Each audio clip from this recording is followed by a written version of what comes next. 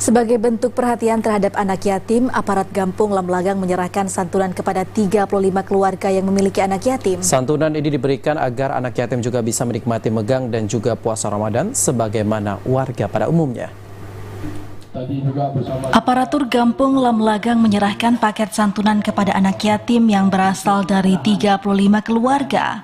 Bantuan berupa daging, beras 1 sak isi 15 kg, minyak goreng 5 liter, gula 5 kg, dan susu kental manis 5 kaleng ukuran jumbo diberikan agar mereka yang tidak lagi memiliki ayah tetap bisa menikmati megang dan puasa Ramadan.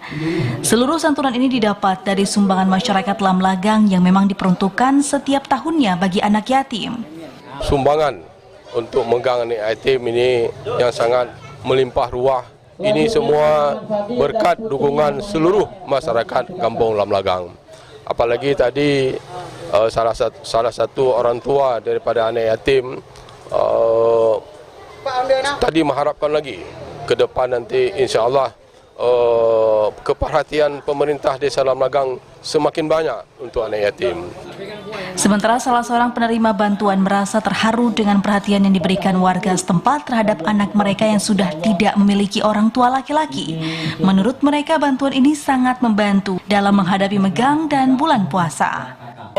Alhamdulillah Pak, berkat bantuan ini kami bisa diringankan sebagai anak-anak yatim ni, karena kami selaku orang tua yang tidak mempunyai lagi suami, dengan bantuan ini Pak sangat meringankan beban kami. Alhamdulillah Pak, semoga yang memberinya mendapat berkah, semoga yang mengasihnya mendapat rahmat dari Allah atas pemberian ini yang kami ucapkan tiada terhingga terima kasih Pak. Di tengah tingginya harga sejumlah bahan pokok, bantuan ini tentu saja sangat meringankan anak yatim dan fakir miskin dalam menjalani megang dan puasa. Tim Liputan TVRI melaporkan.